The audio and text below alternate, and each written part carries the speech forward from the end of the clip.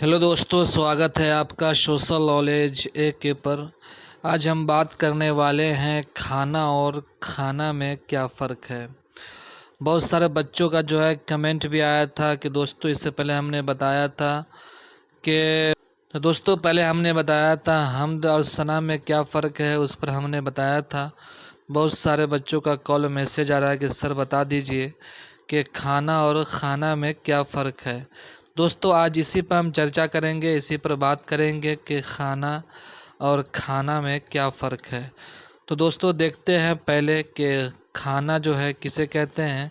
तो खाना ये फ़ेल है, एक ये खाना जो है फ़ेल है। एक खाना जो होता है मफ़ूल भी होता है।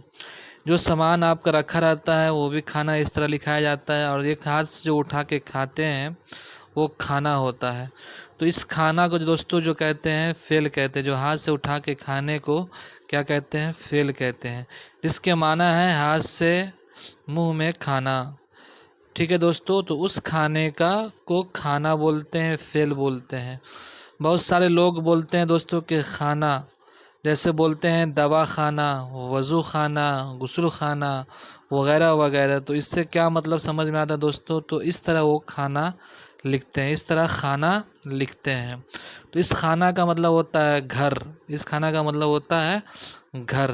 जैसे गुस्ल खाना, गुस्ल करने का घर। दवा खाना, दवा बेचने वाला घर। वज़ू खाना, वज़ू करने वाला घर वगैरह वगैरह। इसी तरह जहाँ भी कोई लफ्ज़ आपको मिल जाए और बड़ी ख़ास से हो तो खाना तलफ़ुज़ अदा करेंगे इसका।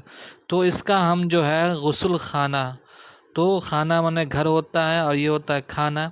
तलफ़ुज़ में भी अदायगी देख सकते हैं आप कि एक सिंपल सा बोलेंगे खाना और इसको बोलेंगे खाना, तो बात समझ में आ जाती है कि खाना खे से लिखा हुआ है और ये खाना जो है ख से लिखा हुआ है।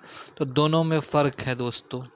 जो इस तरह खे से लिखा हो, खा हो, खाना, तो इसका माना घर होता है। उस तरफ जो लिखा हो खाना, वो फ़ेल कहलाता है दोस्तों। तो उम्मीद करते हैं दोस्तों कि आप बात समझ गए होंगे कि खाना और खाना में क्या फ़र्क है, कि दोनों में क्या फ़र्क है।